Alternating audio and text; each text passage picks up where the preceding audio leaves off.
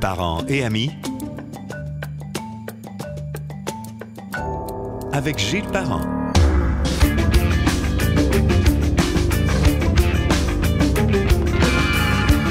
Bonjour et bienvenue, parents et amis, sur à peu près toutes les applications. Et à force de le dire, je trouve ça le fun parce qu'il y a une certaine interaction qui se produit sur le site gillesparent.com sur lequel vous pouvez trouver contact, le petit bidule qui est marqué contact. Vous pouvez m'envoyer un message oral, donc l'enregistrer, c'est très simple, ou encore écrit. Et plusieurs le font soit pour suggérer des invités, soit pour suggérer des expats. Parce que j'ai demandé de parler à des expats à travers la planète. On a parlé à Louise Paradis récemment, mais il y en a d'autres à venir, je peux vous le dire. Alors, si vous avez des idées comme ça, gênez-vous pas, ou des questions particulières. Dans le cas d'Isabelle Huot, qui est en ligne au moment où on se parle, il y a des questions, beaucoup de questions qui lui sont posées, qui sont venues de vous, que j'ai gardées. Donc, c'est ce genre de choses qui peuvent se faire. Et c'est drôle parce que notre invité aujourd'hui s'appelle Denis Anger. C'est pas si drôle de s'appeler Denis Anger. Bonjour, Denis. Salut, Gilles. L'historien, journaliste et il comptable, un peu tout, passionné. Retraité actif? Oui, pas mal. Parce que tu travailles encore un peu, des bidules? Encore pas mal. Je fais des conférences. J'en ai fait une il n'y a pas très longtemps à l'hôpital général. J'ai trouvé ça vraiment remarquable. J'étais invité par l'hôpital général. Oui. Pour parler de l'histoire de Québec. Dans l'histoire. Exact. Et j'avais devant moi une centaine de bénéficiaires, dont des gens qui vivent là. Vous savez que l'hôpital général est maintenant un centre hospitalier de soins de longue durée. Oui. Donc, il y avait des gens de partout, tous les univers. Il y avait une communion là qui était extraordinaire, d'autant plus qu'on était dans un endroit qui est magnifique, que les gens de Québec connaissent peut-être pas tellement. Mais c'est au bout de la rue Langelier. Et c'est probablement le legs le plus intégral de l'époque de la Nouvelle-France. Donc, c'était bien conservé, tu dis? Superbement bien. Vous savez que les bonnes sœurs, elles ont l'habitude de bien conserver leurs choses. Hein, et ça, c'était les Augustines hospitalières, comme on les appelait, les filles de Catherine de Saint-Augustin, Augustine, donc qui ont gardé ça pendant très longtemps, jusqu'à il y a une vingtaine d'années. Donc, c'est impeccable.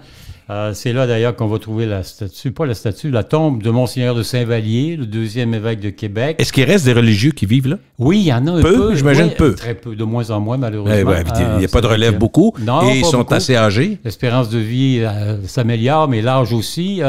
Ce qui est intéressant, c'est qu'on y accueille des communautés religieuses de partout au Québec. C'est un des derniers endroits où, notamment, vous savez, Gilles, à l'époque, il y avait ce qu'on appelait des sœurs cloîtrées, qui vivaient à l'extérieur du siècle. Vous savez, il y avait le clergé séculier, donc les gens qui vivaient dans le siècle, donc avec les gens comme vous et moi. Le curé de la cathédrale à Québec, c'est un séculier. Mais il y avait ce qu'on appelait les religieux réguliers, qui vivaient dans des règles, dans des organisations. Propre à une institution, dans le fond? Exactement. Un endroit. Des cloîtrés. Okay. Donc, à peu près tout ce qui reste de ça, cloîtrés, ont été rapatriés là. Il y en a 7-8 congrégations que on ne voit pas parce qu'elles étaient et le sont pour l'éternité cloîtrées, mais on sait qu'elles vont terminer leur jour dans une partie du monastère qui leur est réservée. Est-ce que je comprends qu'ils passent leur vie sans... Ils croisent leurs collègues, j'imagine? Oui, ils croisent leurs collègues. Quand on dit qu'ils sont cloîtrés, jusqu'à quoi? Ils ne peuvent pas sortir dehors, ils ne peuvent pas voir d'autres mondes. J'essaie de voir c'est quoi le... On ne peut même pas voir sa famille.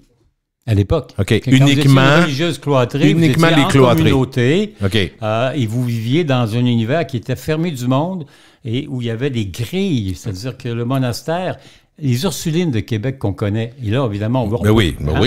À l'époque, elles étaient cloîtrées. Donc, dans leur monastère, il y avait des grilles. Puis, si vous voulez voir sœur Saint-Jean-Baptiste, tu la voyais l'autre côté d'une grille, en bois ou en métal. Je comprends. Un peu incroyable. Donc, je fais encore des choses comme ça. Je m'amuse beaucoup. J'aime raconter, puis j'ai toujours un immense plaisir de venir vous voir, Gilles, parce que souvent, on parle de choses qui nous sortent un peu de l'histoire. Quand même. Et en fait, on va raconter une des... avec toi, on a fait beaucoup de chroniques en 20 ans, je dirais, au moins. Oui. Mais je dois avouer qu'en podcast, la demande pour la suite, parce qu'on comprend qu'il y en a pas mal d'expressions françaises. On a fait partie 1, partie 2. Là, on est rendu à la partie 3. Et donc, ce sont des expressions... Presque toutes là-dedans sont utilisées. Oui, c'est encore. Assez utilisées. Puis, en fait, ce qu'on essaie de voir, c'est... les gens, on sait c'est quoi le sens. C'est pas ça. On va chercher l'origine. Exactement. C'est ça la différence. Ça vient d'où? Ça vient d'où? Puis, comment on explique comment dire, la pérennité de certaines Et expressions. souvent, le sens littéraire. Exactement. Alors, ça va être intéressant. Et j'espère que vous acceptez ça et que vous ne serez pas soupe au lait. Ah, ma foi du bon Dieu. On commence avec soupe au lait. On le dit souvent, lui, il est soupe au lait. Ah, regarde, il est soupe au lait. Ben, d'ailleurs, on l'a vu il n'y a pas très longtemps. Paul Saint-Pierre Plamondon a été traité de soupe au lait parce qu'il grimpe vite. Il avait grimpé dans les rideaux. Ah là, on pourra peut-être le faire éventuellement. Commençons par la soupe au lait. La soupe au lait, bon. Bon, ça part de où? Ça vient d'où? Ben, ça vient d'où? Ça vient de la chaleur, de la soupe et du lait. OK, c'est vraiment au premier niveau comme ça. Gilles, je ne sais pas si vous êtes un amateur de cuisine, mais moi, quand j'étais jeune, j'aimais bien manger de la crème de champignons Campbell. Hein? Oui. Tu vois de ça, la petite boîte, là? Très bien, j'en ai fait souvent. Rouge et blanc. On met une canne d'eau aussi. Une canne de lait. De lait, OK. Oui, on montait pas chez nous. Ah ben, vous autres, OK, on pouvait faire des économies de petite échelle. Mais vous mettiez ça sur le rond à eau, hein? Oui. Et vous aviez besoin de prêter attention, sinon, qu'est-ce qui se passait? Ça bouillait puis ça débordait. Le lait tournait, ça brûlait, ça débordait. Ça débordait. Ça Rapidement. faisait de la soupe au lait, hein? Et ça déborde. Ah, OK, le caractère déborde, oui, OK. Quelqu'un qui est soupe au lait, c'est quelqu'un que ça ne prend pas grand-chose. Puis il bouille. Il faut qu'il grimpe dans les rideaux, hein, et que ça bouillonne, donc que ça brûle. Donc l'expression est assez claire. Ça veut dire que ça change rapidement à quelqu'un. Il est de bonne humeur, vous lui envoyez une flèche, puis il devient fâché. Donc, il est très soupe au lait. Il est soupe au lait. Non, Paul Saint-Pierre Plamondon. Je pense qu'il est moins pire que ce que M. Legault a dit de lui, mais enfin, c'est souvent un caractère qui est bouillant, puisque le lait bout, et quand le lait bout, il faut le surveiller, sinon Absolument. Il va renverser, il va brûler. Voilà. Alors, le mot sac, là, on a 2 ou 3, tu me dis que tu en as peut-être 2, 3. Donc, mais ils ont toutes la même origine. OK, donc, commençons avec l'affaire est dans le sac. C'est le genre d'affaire qu'on va dire encore fréquemment. Oui, l'affaire est dans le sac, l'affaire est... Je les ai rencontrés, on a eu un petit meeting, l'affaire est dans le sac. C'est réglé. Le sac. Ça revient dans ce sens-là, là? Oui. Le sac, c'est un sac qui a une origine un peu ancienne. Vous savez que dans l'ancien temps, il y a toujours eu des gens qui plaidaient, hein? Des avocats. Bon. Les avocats, à l'époque, quand ils allaient devant la cour, évidemment, c'était avant l'époque de Louis Vuitton et de Hermès, des attachés-caisses fancy, etc. Ils traînaient leurs dossiers dans des sacs. On a un sac.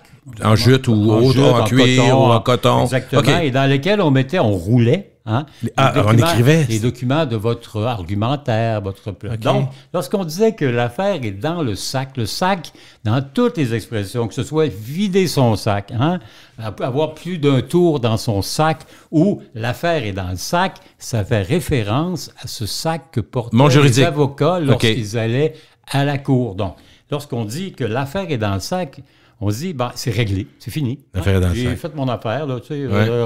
Le président Trump, le président Zelensky, tout ça, l'affaire n'est pas dans le sac. Elle n'est pas dans le sac, c'est pas réglé. Donc, ça fait référence au fait qu'une fois que la plaidoirie était faite... Puis, littéralement, on mettait ça dans le sac littéralement, l'avocat qui avait défendu... il roulait, mettait ça dans le sac. Papiers dans le sac, fermait son sac. L'affaire était dans le sac, on la classait et on attendait, évidemment, que le jugement de la Cour... Ça part de quelle période? Est-ce qu'il y a une période?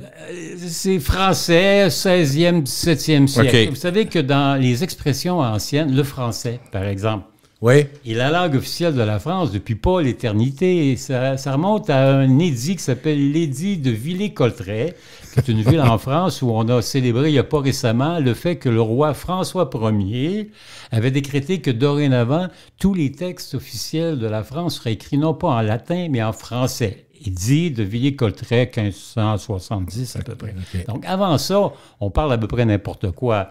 Dans le sud de la France, on parle l'occitan, la langue d'oïl, la langue d'oc, on parle latin dans le milieu, intellectuel et religieux. Je viens d'entendre Languedoc, c'est le Languedoc-Roussillon, ça vient de là, la langue d'oc? La langue d'oc, oui. OK, qui est devenue Languedoc-Roussillon, la région. Exactement. OK. La langue du pays d'oc. Donc, okay, c'est bien ça, Gilles. Garde ta quête dans Non, mais je viens d'allumer là-dessus, parce que je connais le Languedoc-Roussillon, j'aime la Côte d'Azur. C'est beau, c'est chaud.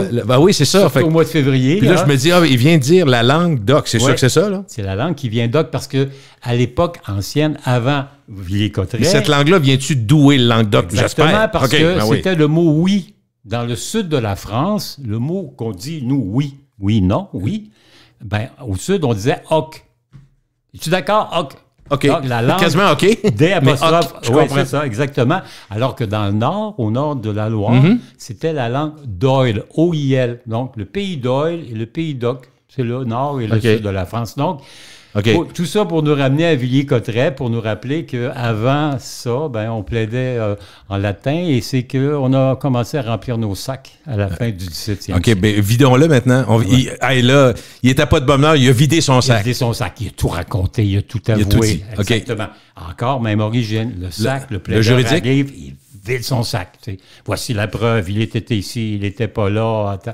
Et dans la même foulée, dans le même esprit, ce type a plus d'un tour dans son sac. Vous savez, des C'est avocats. lié aussi à ça? On en connaît à Québec des avocats de qualité qui, souvent, lorsqu'ils plaident... Sortent un lapin du chapeau ou un tour dans son sac. Ça, l'origine, évidemment, c'est lié à la magie. Hein? Oui, je comprends. Abracadabra, Mais tu sais, il y a un certain lien dans le sens. Là, il y a donc, le sac, des tours dans son sac. que ça vient souvent de la pratique des avocats.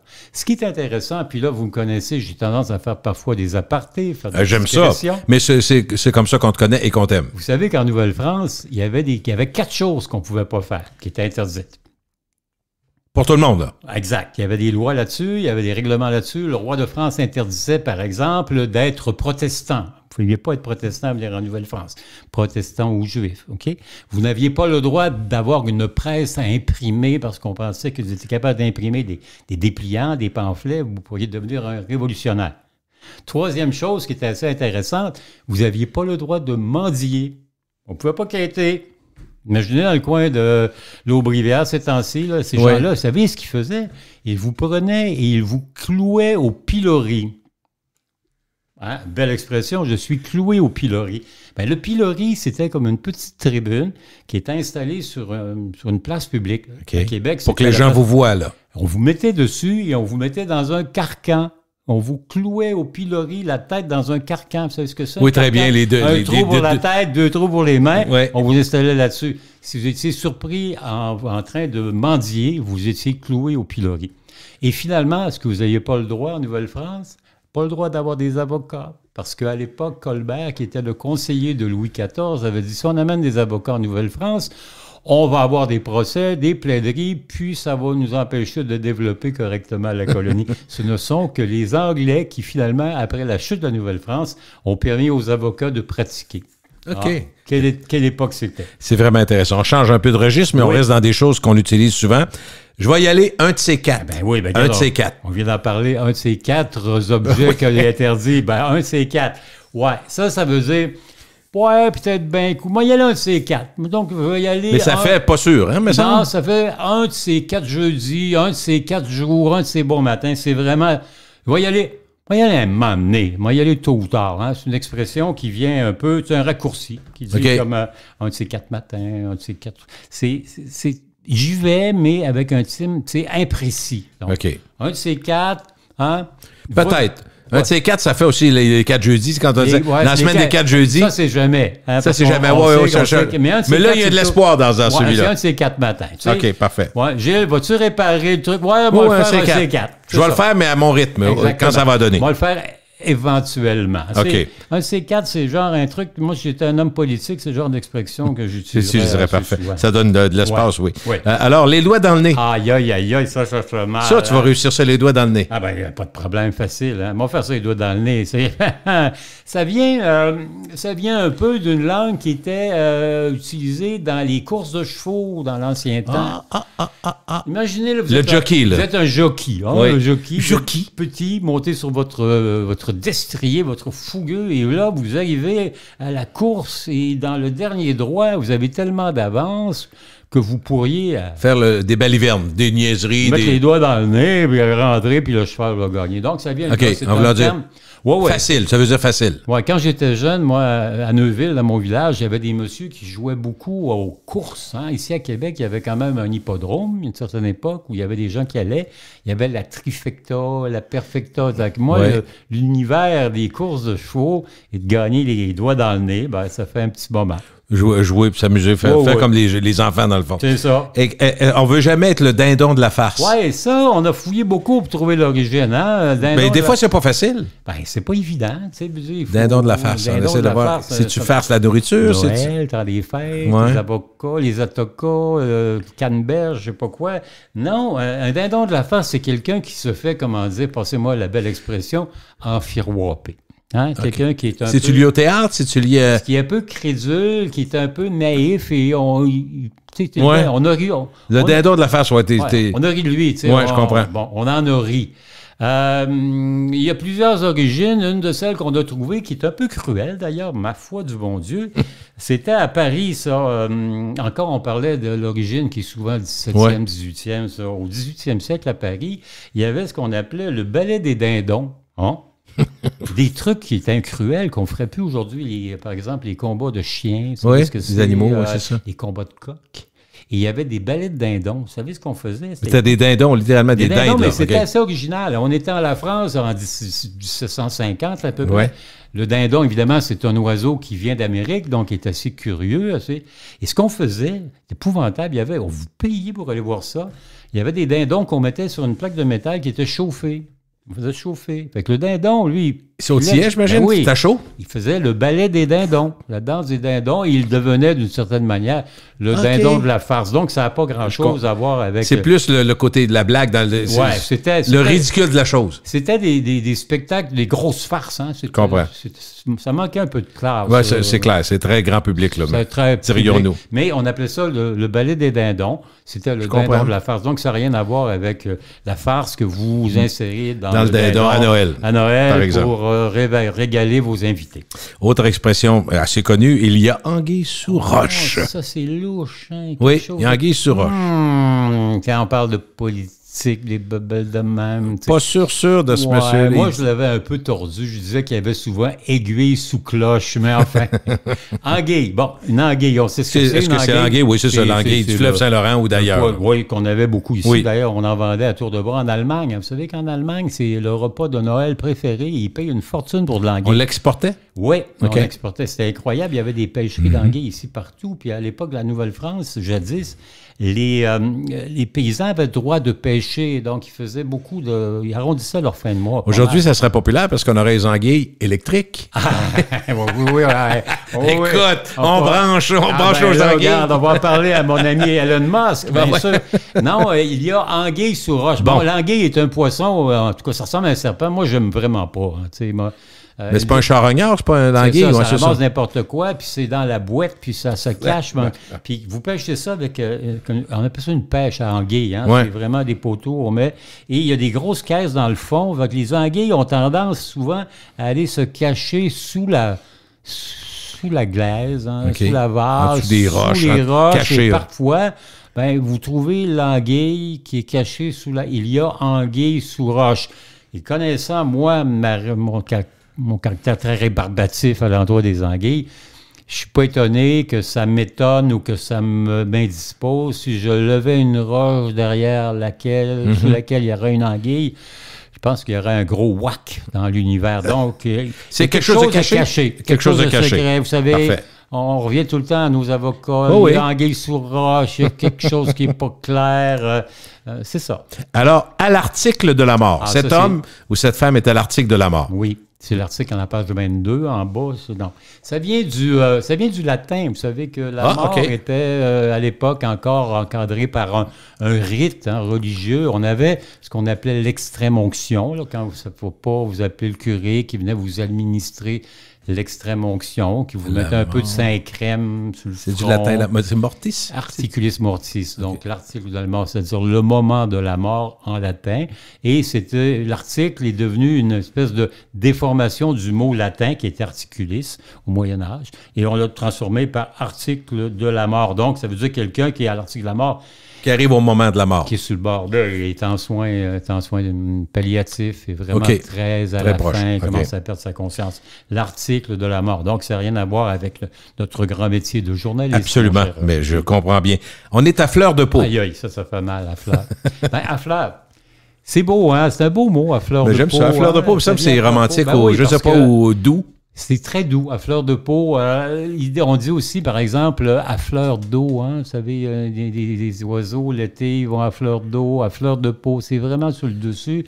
Moi, ce mot-là, ça me donne des frissons un peu. Hein, parce que... Quand il est à fleur de peau, ça veut dire que tu es susceptible. C'est pas un peu ça qu'on... très susceptible, mais l'origine est plutôt jolie. Ah, OK. Lorsque vous étiez gamin, par exemple, et que la jolie voisine vous passez la main sur la peau, à fleur de peau, ça vous crée un petit peu de sensation. Ben, à l'origine, c'est ça. C'est essentiellement ça. Ça crée, une petite chair de poule. Hein? La fleur de peau. C'est vraiment ça. C'est pas le poche-là, c'est à fleur de peau. C'est-à-dire, juste en effleurant, vous suscitez des réactions qui peuvent être positives, bien sûr, parfois négatives. Donc, à fleur de peau, il est très large. Hein? Quand on reçoit sans cérémonie, simplement, on dit on va te recevoir à la bonne franquette. On l'entend encore souvent.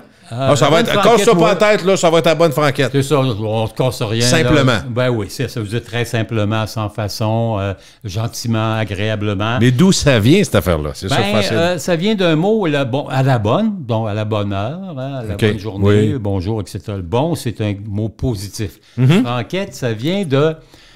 C'est drôle en français. Des fois, on met le mot E-T-T-E à la fin pour faire un petit mot sympathique. Tu sais, on le fait avec les prénoms.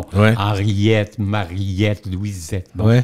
La bonne franquette, c'est qu'on a ajouté le « et » qui est sympathique. À Franck? Non, à Franck. Au mot franc. Je te reçois bien franchement. Tu sais, veux dire, honnêtement, sans prétention. Tu sais, c'est plus joli de dire à la bonne franquette. Exactement. C'est plus joli que, regarde, je te reçois bien franchement chez moi. Non. Bonne franquette, c'est-à-dire sans berlificoter avec trop de détails. On fait ça, on se fait une grillade. Un barbecue l'été, c'est vraiment quelque chose que l'on peut traiter de à la bonne franquette. C'est un mot qui vient évidemment du nord de la France, hein, le pays des Francs. Les Francs. Et des ch'tis. Les ch'tis, oui. Les Francs, il y a eu d'abord les Francs. Il y a eu les Gaulois, les Gallo-Romains. Après ça, il y a eu les Francs. Et aujourd'hui, il y a les ch'tis. Donc, c'est une expression qui vient de la Picardie, la Normandie, qui est la terre d'origine de beaucoup de Québécois. Hein, parce qu'on vient, nous, vraiment du pourtour de la France. On ne vient pas du milieu. Là, on se demande si on va aller en Asie, quand on rit jaune. Rire jaune. Ouais, ça n'a aucun rapport avec les Asiatiques. Là. Non. Quand on était jeune, on disait il y a une peau jaune, puis c'était tout ce qu'on savait. Il y avait le péril jaune, hein, on s'en souvient. Hein, mais le jaune est un peu un rire forcé. Tu sais, un rire. Il rit sans être trop convaincu. On n'est pas sûr si... Oui, c'est ça.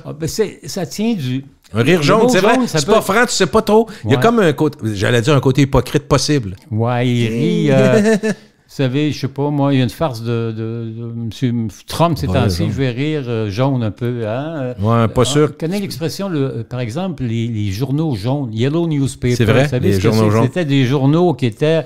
la famille Hearst faisait ça, hein, des journaux qui disaient n'importe quoi. Donc, ça vient un peu de ça. C'est pas l'or, la richesse, c'est jaune dans le genre... tordu un peu. Donc, on rit jaune, là, on dit, pas sûr, pas en tout que j'aime ça, là, tu sais.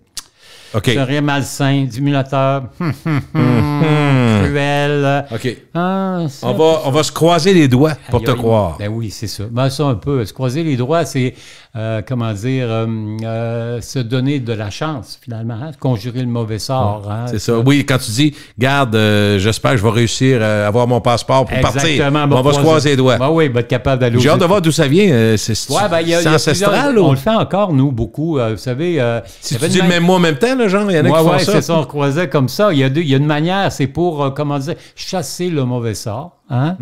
Et on peut le faire de manière individuelle, en croisant l'index et le majeur. On croise les doigts, ça chasse le mauvais sort. Il y a un peu la même expression qu'avec toucher du bois. Il y avait aussi croiser les doigts lorsque... C'est une vieille habitude. OK. Ouais, quand vous aviez quelqu'un avec qui vous vouliez...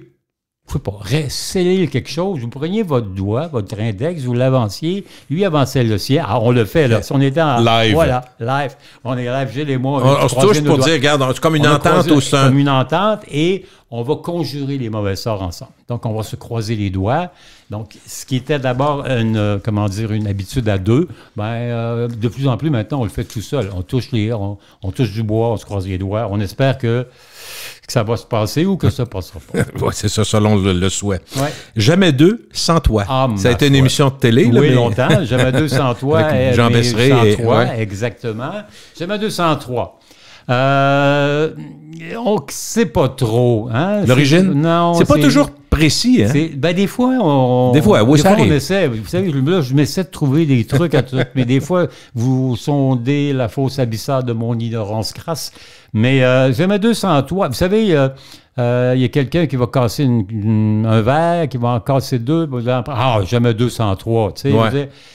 C'est une origine, comment dire, nébuleuse. Hein? Ça comme pourrait être jamais une bizarrerie. Est-ce qu'on peut dire que c'est un peu une bizarrerie? Où c'est pas démontré. On a beau chercher, on trouve pas un texte du 18e siècle qui dit, bien évidemment, 203. C'est un proverbe qui est d'origine encore mystérieuse. D'une certaine façon, on pourrait dire qu'il n'est pas très solide. Parce que pas très solide. C'est facile de montrer que ça ne marche pas. Mais non, pourquoi? Ben non. On peut en échapper 4, on peut en échapper 2. Pourquoi jamais 203 et jamais 304? Pourquoi je me suis jamais... T'échappes un café, t'échappes 2 cafés, tu vas dire jamais 203. Exactement. En fait, tu souhaites que ça n'arrive pas. Exactement. Souvent, ça n'arrivera pas non plus. Là. Le nombre de gens qui ont vécu 2 mariages, jamais 203, jamais 203 divorces. Bon, là, il est quand même très utilisé très. Dans le langage populaire encore aujourd'hui. Jamais 203, c'est souvent quand il y a eu un malheur, un accident. Vous avez cassé un verre, vous avez échappé, vous avez cassé une deuxième fois dans la même semaine, vous avez échappé votre boulette. Des fois, on peut le positiver aussi en espérant. Regarde, ça fait 2 victoires qu'on a, on est capable de les battre encore, jamais 203. Quand ça fait notre affaire. Surtout quand c'est un 2-2-3. Absolument. Oui, surtout. Alors, on est à brûle-pour-point. Aïe, Moses, boum, boum, boum. Mais brûle-pour-point, c'est un peu... c'est brusquement. Tu sais, veut dire, il m'a saisi, il brûle pour point. Me surpris, bang. Là, c'est plus facile à trouver une origine. Brûle pour point.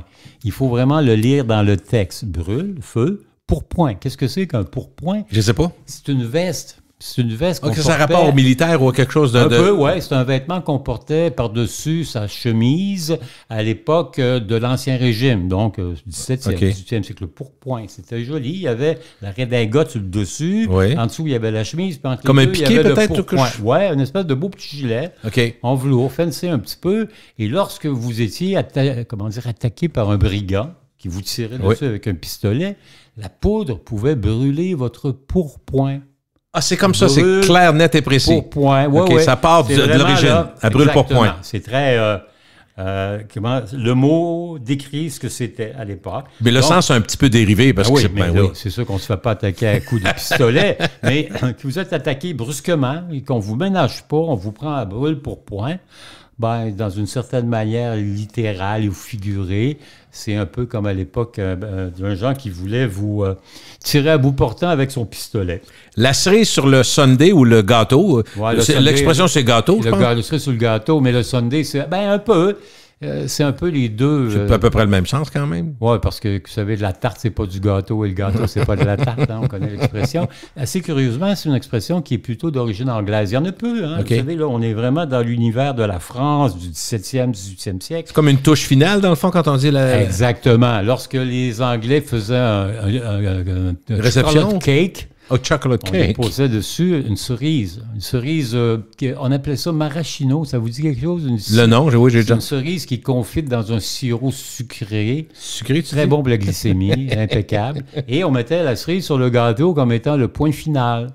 C'est prêt, le gâteau est terminé. Donc on l'a repris, là, la cerise. Le sundae, évidemment, était une autre forme de dessert.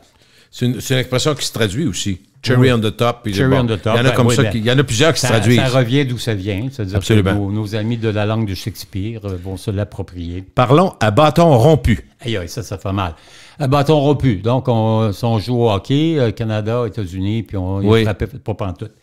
Ça veut dire, à bâton rompu, c'est un peu n'importe quoi. On parle à bâton rompu, on a un discours... C'est pas organisé, c'est pas structuré. On parle du coq à l'âne. Oui. On passe de l'un à l'autre, c'est pas structuré. Puis c'est intéressant parce que l'origine de ça, c'est militaire. Donc, vous savez que la vie militaire, à l'époque, elle était régie par le roulement des tambours. Quand on avait des tambours, il y avait deux choses. Il y avait le roulement de tambour, là, constamment, là, qui annonçait, par exemple, une proclamation royale. Et vous avez ce qu'on appelait le roulement à bâton rompu. C'est-à-dire ne pas faire un roulement qui est constamment... mais c'était poum-poum. Poum-poum. OK. Poum-poum. 2 coups. Ça servait notamment pour... des séquences différentes. La marche. Une cadence différente, tu comprends. Poum-poum. Poum-poum. Donc, on parlait... Quand on dit à bâton rompu, c'est comment dire, contraste avec un roulement de tambour continuel. Donc, si je parle en roulement de tambour, je parle tout le temps, blablabla, alors qu'à bâton rompu, je me promène un peu à gauche, à droite, je repars. Donc, ça veut dire qu'il n'y a pas de continuité, contrairement au roulement de tambour qui était entendu à l'époque. Très clair. C'est intéressant quand même. Oui, je trouve ça très intéressant. Ça me met la puce à l'oreille. J'ai hâte de voir si la puce, c'est la puce, comme on l'imagine. La puce de monsieur... non, c'est pas vraiment... Ça n'a rien à voir avec votre ordinateur. La puce... se mettre la puce à l'oreille, regarde, je vous ai mis la puce à l'oreille. Moi, j'ai fait une carrière de journaliste et parfois, on me mettait la puce à l'oreille. Donc, quelqu'un qui me disait... Hey, le maire de Québec, là, vous auriez fait attention. Surveille ça. C'est l'affaire. Ben, c'est ça. C'est une expression qui a évolué. Le puce à l'oreille, à l'époque, au début, c'était un peu dans une relation amoureuse. Il m'a mis la puce à l'oreille. Un petit mot doux ou quelque chose, OK. Suçoté. Mais à cause du caractère un peu, comment dire, négatif d'une puce. La puce, des fois, ça vous gratte un peu. Hein. On n'en veut pas. Mon chien a des puces, qu'est-ce qu'il fait? Non, c'est ça, ce côté-là, on l'aime moins. Un peu péjoratif. Donc, ce qui était, à départ, une indication de mots doux est devenu plutôt... Une méfiance, peut-être plus? Oui, d'éveiller l'attention. Fais attention, là, je te mets la puce à l'oreille. Je t'indique quelque chose, je t'avise, je te préviens.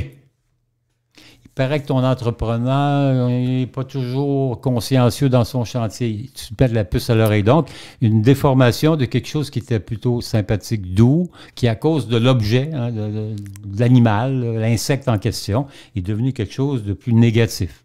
Ça existe, ça. Des mots qui passent de positif à négatif. Oui, au fil du temps. Oui. Quelqu'un qui, dans une discussion normale ou dans une évolution normale, arrive à quelque chose de surprenant, souvent on va dire « Oh! Il vient de lancer un pavé dans la mare. » J'ai l'impression que le sens doit être prendre un pavé puis tirer dans la marde. Et non dans la marde, mais bien dans la mare. Oui, c'est un peu ça. Là, ça fait le même effet. Oui, c'est ça. Mais c'est ça au sens. Oui, en anglais, on aurait traduit ça par some shit in the fan. Hein, vous savez, mettre de la marde dans le ventilateur. Oui, un pavé dans la mare, c'est plus élégant. Je pense que le mot le dit. Hein, c'est quelque chose qui est étonnant, qui vient troubler. Exactement. Vous avez une mare. Imaginez-vous une mare d'eau, c'est beau l'été, c'est beau, c'est comme un miroir. Oui. Hein? Puis quelqu'un arrive avec un pavé. Un pavé, c'est quoi? C'est une grosse brique. Une roche. Un gros caillou, une grosse brique qui est taillée en granit, qui tire ça, patauf. Ça fait quoi? Ça vient troubler la quiétude, ça vient nous étonner. Puis dans certains cas, ça vient briser le miroir magnifique de l'eau stagnante dans lequel le narcissique peut se reconnaître. Mais donc, ceux qui, dans les histoires, des vieilles histoires, on disait que souvent, ceux qui s'aimaient beaucoup se regardaient dans une mare comme dans un miroir. Exactement. S'il se trouvait beau, puis l'autre tirait une lèvre, venait scraper l'image. Non. OK, je comprends. Le pauvre, comment il s'appelait, Narcisse, là, celui qui est tombé dedans tellement il se trouvait beau puis s'est noyé. Là, regarde, c'est ça.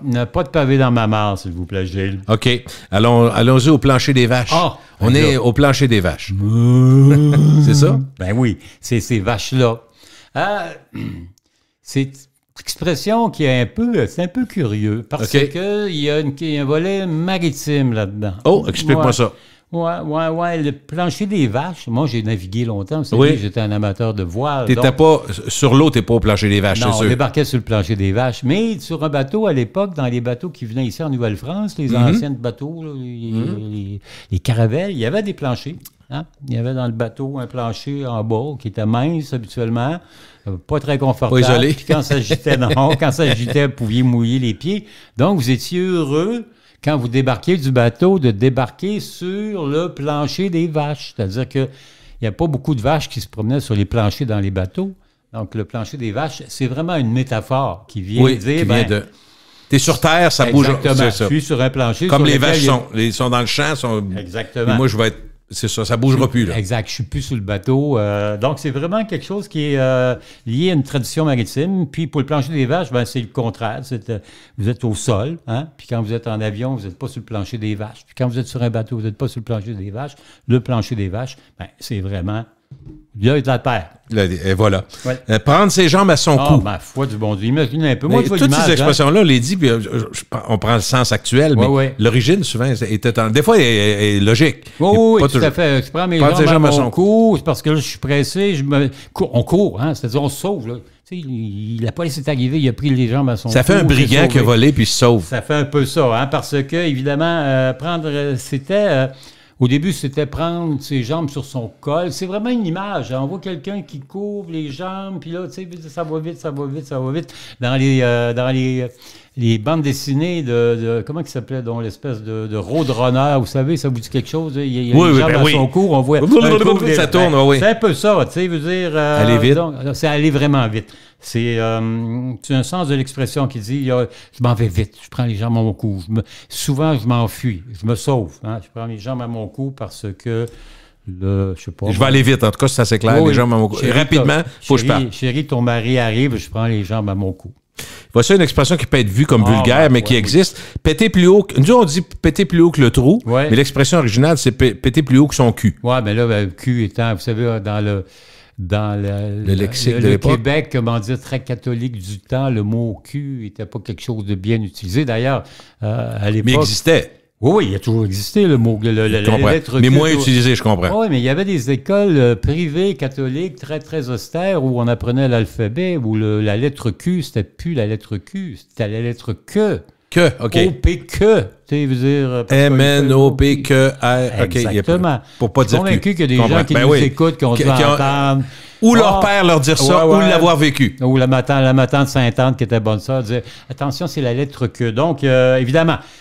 C'est quoi, péter plus haut que le trou? C'est être prétentieux, c'est pas se prendre pour un autre? C'est parce qu'on sait, c'est être prétentieux, c'est ça. C'est de vouloir t'en imposer, d'avoir de l'air vraiment, de regarder le monde de haut, en sachant très bien que péter, ça peut pas venir ailleurs que d'une place. C'est-à-dire que si péter d'ailleurs, c'est comment dire, à l'impossible, nul n'est tenu, mais là, c'est un peu impossible. Donc, t'es quelque chose qui est vraiment prétentieux, tu sais.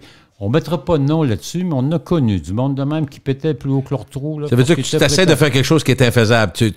Plus haut que ta portée, plus haut que... Exactement, exactement. On pourrait un synonyme des péter de broue, péter la broue, c'est un peu le même genre. Là. OK, je comprends. Faire quelque chose qui n'est pas possible. Qui n'est pas possible. Tu peux péter plus haut que ton trou. Tu prends pas un autre, ça va tout ça va ensemble. Péter de la broue, pas sûr. Pas sûr non plus. C'est un peu ça. Œil pour œil, dent pour dent. Ah, ma foi, c'est... Mais ça, encore très utilisé. Oh, oui, c'est très utilisé partout. On le voit à travers le monde. Là. On le probablement traduit dans plein de langues, parce que c'est le genre d'adage puis de... Ça remonte loin, là, mais vraiment loin. OK, là, on remonte loin. On n'est pas dans la France du 14e siècle. Il faut remonter dans l'Ancien Testament. Oh, avant Jésus-Christ? Oui, OK. Vous savez, il y a l'Ancien puis le Nouveau. Oui. L'Ancien, c'est celui que les Hébreux ont écrit, là, à l'époque, un peu après Abraham, Moïse, à ce coin-là. C'est ce qu'on appelle la loi du talion. C'est une loi qui dit œil pour œil, dent pour dent. Donc, si tu me crèves un œil, j'ai le droit de te crever un œil. Tu me casses une dent, j'ai le droit de me casser une dent. C'était-tu érigé en règle à l'époque? C'était érigé en règle. À certaines époques, il y avait ça comme règlement. Puis si, par exemple, tu me coupais un bras, j'avais le droit de te couper un bras. Il y avait... C'était avant que l'affaire soit dans le sac. Donc, avant qu'il y ait des avocats et des tribunaux. C'était une manière d'avoir une justice... C'est assez expéditif quand même, hein? Relatif. Oui, plutôt expéditif et relatif, et souvent au profit du plus fort, du plus gros ou du plus costaud. En gros, ça dit, la loi du talion, que le coupable doit subir le même supplice ou le même préjudice qu'il a infligé à la victime. Donc, c'est ça. OK. Ça fait longtemps, donc il y a belle lurette. Ah ben oui, il y a longtemps. Là encore, tantôt on avait dit bonne franquette. Hein? Il y a des mots comme ça qui sont des mots sympathiques, clin d'œil. Le mot bon est un mot sympathique. Le mot beau, comme dans beauté. Hein? Belle, bonté, beau, belle. La bellissima, la belle, c'est gentil. Oui. Lurette, c'est un mot qui n'existe pas. Lurette, sauf au pénis, il y a une urette, mais c'est autre chose. Ah, ça. Oui, on touche pas à ça. Non, puis ça fait mal. Ça fait mal, on veut pas aller là. Non, on veut pas aller là. Et tout. Ah, non, mais la lurette, tu parles de L-U-R-E-T-T. Mais est-ce que le et vient de l'addition? C'est ce qu'on disait tantôt, l'addition, lurette, c'est un mot gentil. Donc, quand on dit il y a belle lurette, ça veut dire hey, ça fait un bail, là. Ça fait longtemps. Hein? Encore une expression. Ça fait un bail. Donc, ça fait un bail. Ben oui. Tu sais, on s'est signé un bail, vous et moi, de location. Ben, un bail. Ça fait un bail qu'on s'est vu. Il y a belle lurette. C'est une déformation, lurette de heure, une heure. Heure, heurette, H-E-U. Une petite heure, une heurette. Il y a une heure, il y a bien des heures. Heure est devenu heurette, est devenu lurette, parce que belle heurette, ça se prononçait mal. Belle heurette. Belle lurette. Il y a belle lurette, ça veut dire... Plusieurs heures. Ça fait longtemps. Ça fait un bail. Au centre, OK. On est dur pour se revoir. OK. On vient de découvrir le poteau rose. Oh, ma foi, ça, hein?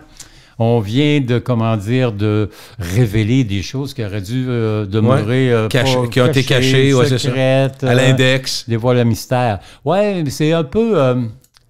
la stratégie, des fois, ça me semble que ça sonne stratégie. Ouais, j'ai découvert le poteau rose, la façon de faire. Là. Exactement, mais l'origine est beaucoup plus terre à terre que ça. OK, plus terre à terre, vas-y. Oui, à l'époque, un poteau rose, hein, c'est un pot en grès, pas très beau, dans lequel on mettait des roses, du parfum de rose, on mettait des pétales de rose et on mettait des crèmes. Donc, les jolies jeunes femmes qui voulaient embellir ou les femmes plus âgées qui voulaient se garder jeunes et jolies se recouvraient d'un extrait de rose. C'est très joli. Ça te fait sentir bon aussi? Ben oui. Exactement. Ben oui. Et c'est dans un pot qui n'était pas nécessairement quelque chose de beau. Il y a un pot de grès, mais quand vous découvriez, j'ai découvert le poteau rose parce que ça sent bon, c'est quelque chose de différent. Donc, ça signifie, ce que j'ai, c'est pas nécessairement ma première impression. Il ne faut pas se fier à la première impression. Donc, la rose, c'est comme vraiment... si tu découvrais, tu avais réussi à savoir c'est quoi le mystère. Qu'est-ce qu'il y a derrière ça? Le mystère derrière la beauté de cette femme était cet enduit de rose qui la parfumait et qui permettait de cacher peut-être ses quelques défauts. S'il y en avait. Ou l'inexorable outrage, comme on dit. On va se faire rouler dans la farine. Oui. Mon Dieu, à toutes les fois que je vois cette expression-là, je me prends pour une... Quand j'étais gamin, à Neuville, on avait ce qu'on appelait la pêche à l'éperlan. L'éperlan, c'est un petit poisson. Et on le pêchait ici à Québec, sur les quais. On mettait une grande canne qui était souvent en bambou, dans laquelle on mettait une... C'est un par un ou c'est une quantité de petits poissons? Ça montait en paquets, ces petits poissons. Puis des fois, on en ramassait 2, 3 sur le même. On mettait 3, 4... C'est ça là qu'on voit frétiller au-dessus de l'eau? J'ai vu ça, j'ai déjà vu ça. Les éperlans, on les appelait les caplans aussi. Les caplans. Rouler les caplans. Rouler les caplans, j'ai vu ça à Bécomo. Oui, il faut ça à Saint-Cyr. Il y a une période, là, oui, même chose. Sur la côte nord. C'est impressionnant quand ça arrive. Oui, ça roule, c'est beau d'ailleurs. C'est très beau. Donc, rouler dans la farine, ça fait penser à ça parce que moi, je me souviens, les éperlans, maman les roulait dans la farine avant de les faire frire. C'est assez bon, les petits éperlans roulés. Donc, mais dans les faits, ça veut dire que je t'ai roulé dans la farine, c'est que je t'ai emberlificoté. Passez-moi l'expression. Je t'ai dupé, je t'ai trompé, il a été roulé dans la farine. C'est vraiment une expression, on dit enfariné comme étant des expressions trompeurs. La farine, vous savez, je vous tire de la farine. C'est comme tirer de la poussière aux yeux. Donc, je t'ai roulé dans la poussière, de la poudre aux yeux. Donc, c'est un peu la même expression. De rouler dans la farine, c'est vraiment quelqu'un qui s'est fait avoir. Comme les électeurs américains sont fait rouler dans la farine au mois de novembre, dans le cas de plusieurs d'entre eux, j'imagine. Absolument. Donc, absolument. Il y en a plusieurs qui le disent, oui. C'est tromper, maquiller, empêcher de voir. Je vous mets c'est ça, moi de la poudre aux yeux. OK. Allons-y avec... On va revenir à nos moutons. Bien sûr. Ouais, revenons à nos moutons, hein? Ben là, c'est ça. On est parti, on a fait une digression, on est parti à gauche, à droite, on revient au cœur de notre propos, on revient à nos moutons. C'est beau, hein? J'ai hâte de voir d'où ça vient, cette affaire-là. Ça vient de quelque chose qui... Là, on vient à l'époque médiévale. OK. Dans l'époque médiévale, il y avait ce qu'on avait des farces et des mystères. Une farce ou un mystère, c'était des pièces de théâtre qui étaient présentées. J'ai évoqué ludique, ludique, qui était agréable, qui était présenté sur une estrade, souvent devant l'église, Notre-Dame de Paris. Si vous avez lu Notre-Dame de Paris, c'est là que la belle Esmeralda va danser. Donc, il y a une farce. Puis il y en avait une qui était très célèbre, qui était le procès de Maître Patelin. Patelin, c'est une histoire un peu rigolote où un berger se plaint d'avoir été manipulé par des avocats. Encore, on n'en sort pas, ils sont partout. Hein. Et finalement, il se perd dans ses propos parce qu'il n'a pas une très grosse éducation. Donc il essaie de plaider, mais tout le monde le dit, il est mêlé. Et le juge, Maître Patelin, lui dit, mais voyons mon brave, revenons à nos moutons. Parce qu'il parlait de moutons. C'est une histoire de moutons. C'est un berger qui dit, j'ai été volé mes moutons, mais là, c'est très bon. C'est très bon. Donc, la farce de Maître Patelin est avec le roman de Renard, un des ouvrages les plus célèbres de l'époque médiévale. OK. Quand même. Il y a une logique, mais non, c'est le fun de l'entendre parce que le gars, il raconte quelque chose, il plaide pour ses moutons, puis à un moment donné, il dérape complètement. On en connaît tous du monde comme ça. Oui. En français québécois, on dirait qu'ils partent sur une chire. Et sur une chire. Puis si on fait trop de folie, ça peut nous coûter la peau des fesses. Ah ben oui, couper la... Aïe, aïe, maudit. Coûter la peau des fesses, oui, c'est ça. Ouais, la peau des fesses, c'est ça, ça coûte cher, hein? Oui. Parce que la peau des fesses, évidemment, elle est plus, comment dire, recherchée à tout point de vue que dessous de bras ou je sais pas quoi. C'est supposé être plus...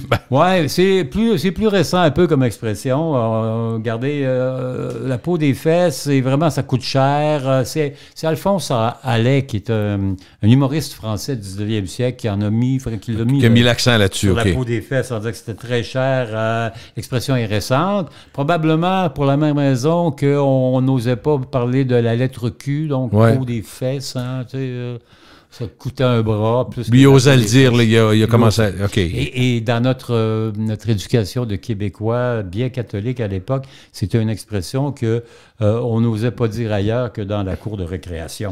OK. Alors, mariage pluvieux, mariage heureux. Ah, ben oui, c'est ça. Là encore, une expression qui dit un peu, vous savez... J'allais dire c'est n'importe quoi, mais c'est dur à prouver, ça aussi, là. Ouais. Non, en fait, c'est facile à prouver que ça marche pas. Ben, c'est pas garanti, là. Non, c'est ça que je veux dire, c'est que... Pas parce qu'il n'y a rien de garanti, c'est ça que tu dis. Mais c'est le genre de truc, tu sais, c'est ça. Il n'y a rien de ça. Ça prend du temps pour valider. Tu sais, en réalité, si tu veux donner le temps au temps, il faut que tu attendes. Ben, il y a des expressions, il y en a beaucoup qui disent un peu la même chose. Par exemple, le bon Dieu, punit ceux qui l'aiment. Hein? C'est un peu dans le même genre. Il y a plus le jour de ton mariage, pas grave, ça va bien aller. C'est vraiment pas prouvé hors de tout doute raisonnable. C'est une expression qui... c'est superstitieux et c'est une manière de te conforter en disant si le mariage au départ ça n'a pas trop si bien été, ça va s'améliorer. Mais c'est sûr que si tu organises un gros mariage pour ta fille, mettons, puis il y a 200 personnes invitées, tu vas le dire. Tu vas dire hey, puis tu seras pas là pour te challenger en disant c'est pas vrai. Non. Mariage plus vieux, mariage heureux, tout le monde l'a dit, mais il est plein. C'est genre quand il y a quelque chose qui va pas bien, tu essaies toujours de trouver une manière de te conforter, de t'enthousiasmer, de devenir plus positif, optimiste. Tu sais. Mais c'est pas... Non. Il y a autant de fondements scientifiques là-dedans que dans Jamais 203. Je comprends très bien, très bien. OK, alors, les activités battent leur plein, battre son plein. Ben oui. Qu'est-ce que c'est que battre son plein? C'est quand ton beau-frère, il a pris trop de boissons, puis tu vas le battre. Non. Battre son plein. Donc, on disait battre la cadence, hein? Battre c'est quelque chose. Battre son plein, c'est le moment le plus... tu sais, c'est le carnaval en fin de semaine dernière, il battait son plein. Donc, battre, dans le genre, affirme, présente. Son plein, c'est pas plein comme un boudin, c'est son moment le plus important, le paroxysme. Hein?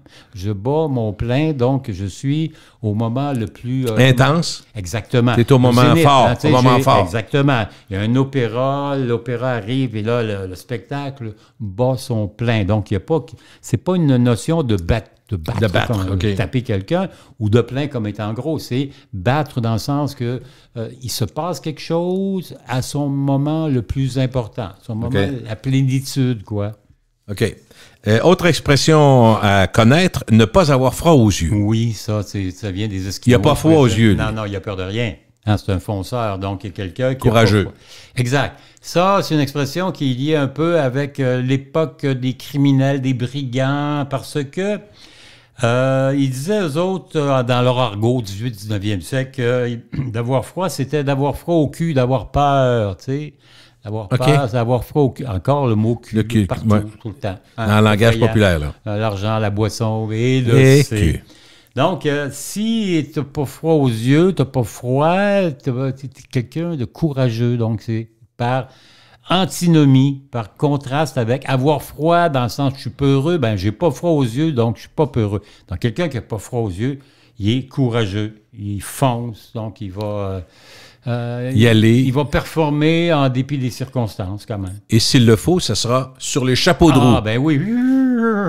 Mais c'est drôle comment on a des expressions utilisées pas mal. Ben, c'est sûr. Regarde, Bon, chapeau, évidemment, c'est ce qu'on portait à l'époque sur la tête. Sur les chapeaux de roue, ça veut dire vite, hein? Tu sais, il est arrivé puis il est parti sur les chapeaux de roue.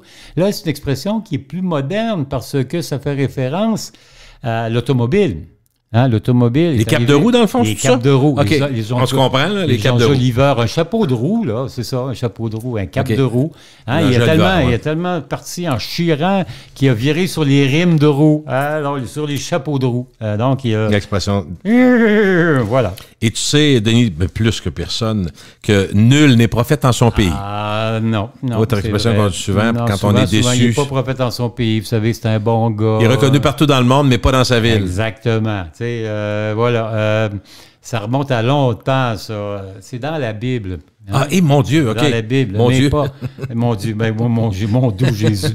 La Bible est dans son deuxième volet. Vous savez, la Bible, il y a l'Ancien Testament, on en a parlé tantôt, la loi du talion, là, il pour œil, dent pour dent. Puis dans le Nouveau Testament, qui raconte la vie de Jésus. Et on raconte là-bas, c'est Matthieu, un des évangélistes, qui raconte que Jésus est retourné après un certain temps dans sa ville natale de Nazareth. Hein. Oui. On disait d'ailleurs Jésus le Nazaréen. Et là, il n'a pas été reconnu. Tu sais, dans le sens qu'on lui a dit, ben là, c'est toi, pas sûr, tu bocus, fils de Joseph, là, non. Donc, il n'a pas été reconnu. Nul n'est prophète en son pays. Et semble-t-il que Jésus s'est même vengé parce qu'il n'a pas fait de miracle quand il était allé à Nazareth. S'il avait fait des miracles, peut-être qu'on l'aurait reconnu comme un prophète. Donc, nul n'est prophète en son pays. Donc, quand tu reviens chez toi, c'est pas nécessairement... Tu es souvent très apprécié. Ailleurs, mais pas chez vous. Il faut des fois être apprécié ailleurs pour que chez toi, on te reconnaisse. C'est vrai. Quand Robert Lepage s'est mis à aller monter des trucs à au Japon, à New York, à New York. Partout, on a mon Dieu, il vient chez nous. C'est ça, c'est bien d'accord. Un bout en train, qu'est-ce qu'un bout en train? On sait c'est quoi un bout en train, mais d'où ça vient le bout en train? Est-ce qu'il est en train, le bout? Non. Non. Il est en train. Non, ça n'a rien à voir avec... Se mettre en train, c'est ça... c'est pas Via Rail, là. En train, c'est quelqu'un... Oh non, c'est pas Via Rail, puis c'est pas le nouveau TGV entre Québec et Toronto que vous et moi aurons peut-être le privilège de... Il va falloir... Peut-être avec une canne. Peut-être qu'il y aller en chaise roulante, éventuellement, se faire rouler jusqu'à Toronto. 1h26 à Montréal, c'est plutôt intéressant. Non, bout, ça veut dire... Bout, c'est un bout de feu, un bout en train. C'est quelqu'un qui fait quelque chose. Un bout en train, bien évidemment, qu'il le fait avec enthousiasme, être dans bonne disposition. Il est en mouvement, il est en train de faire quelque chose. Exact, on le dit des fois, ça, je suis en train de faire ça, je suis en train de faire de la soupe. Je suis en train de prendre une bière, je suis en train de regarder la TV, je suis en train de. Donc, un bout en train, c'est quelqu'un qui est très enthousiaste, qui est positif, qui est drôle, finalement. Okay. Vous êtes un bout en train, Gilles, à l'occasion. C'est kiff-kiff. Ouais. Je sais pas, c'est serré, c'est kiff-kiff. Ah, gars, c'est serré, mon Dieu, c'est égal. C'est la même chose, c'est pareil, c'est kiff-kiff. C'est pareil au même. Mais le kiff, qu'est-ce que c'est? Le kiff, c'est curieux, hein, parce que c'est de la drogue. Ah oui? OK. Oui, c'est une forme du hashish, hein, ce qu'on appelait du kiff. Lorsque les Français ont décidé d'aller occuper l'Afrique du Nord, le Maghreb, hein, la Tunisie, le Maroc, l'Algérie, les tribus berbères avaient plaisir à prendre du kiff. Donc, on kiffait. Ils fumaient. D'ailleurs, en français, tu kiffes ou tu kiffes pas. C'est incroyable, en France, utilisé dans le langage populaire. Bon. Ça n'a rien à voir avec la drogue. C'est que lorsque les Français sont revenus, les soldats, revenus sur le continent, alors c'est comment? Ben, c'est kiff-kiff. Donc, c'est moitié-moitié. C'est vraiment là, un mot... C'est un mot qui me kiffe, de toute façon. Et c'est vraiment ça. Ça veut dire que c'est la même maudite affaire. Kiff-kiff. Kiff-kiff. Mais ça n'a pas grand-chose à voir avec la drogue initiale, mais c'est un doublement. Là. OK. Être à côté de la plaque. Il est vraiment à côté de la plaque. Oui, ça, il est dans le canal. Hein? Dans le canal, c'est un peu la même chose. Tu veux dire où il est... dans le champ. Il est dans le champ. Il est dans le champ, il est à côté de la plaque, c'est ça. Il se trompe.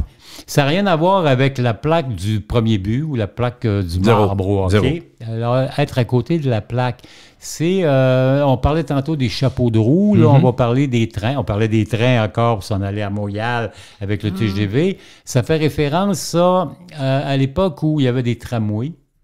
Oh, mais là, je pense à San Francisco. Ouais. Quand on arrive au bout, l'as-tu déjà pris? Et oui, il y a une babelle qui tourne, là. Exact, c'est une plaque tournante. Oui, le cable car. C'est-tu la plaque, ça? C'est exactement ça. Ah, tabarouette. Puis, vous aviez ça ici à Québec. Ben oui, la plaque. Quand tu arrives au bout, il fallait qu'il tourne le wagon. On rentrait le wagon, puis là, on le pivote, puis on va l'accrocher au nouveau convoi. Donc, s'il est à côté de la plaque, Ça marche pas. Ben, il est vraiment dans le canal.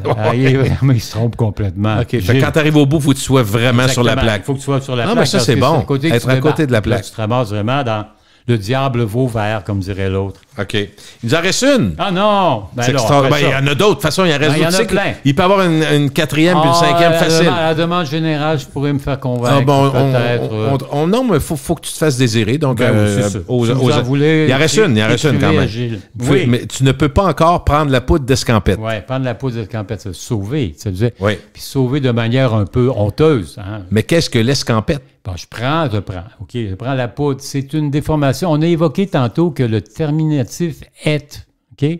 C'est quelque chose qui vient, comment dire, donner un petit caractère, un petit clin d'œil à un mot. C'est vrai. On avait Laurette, on en a parlé tantôt. Tu parlais des prénoms, Laurette, Louisette et autres. Louisette, Henriette et compagnie. Et là, vous avez escampette. Je prends la poudre d'escampette. C'est pas si méchant que ça, mais c'est quelqu'un qui sauve. Hein? OK. Moi, il voulait me battre le gros. J'ai essayé de prendre la poudre d'escampette. Il s'enfuit. Parce que, oui, c'est une déformation d'un vieux mot en vieil français qui est le verbe escamper. Le verbe escamper, ça veut dire se sauver, fuir. Donc, je prends l'escampette. Je scrame. Tu sais, quand on a dit à la blague, là, je scrame, je m'en vais. Ouais, voilà, on a l'influence des mots anglais. Oui. Scram, où il y avait ce fly. Hein? Je fly, là. Fly. Okay.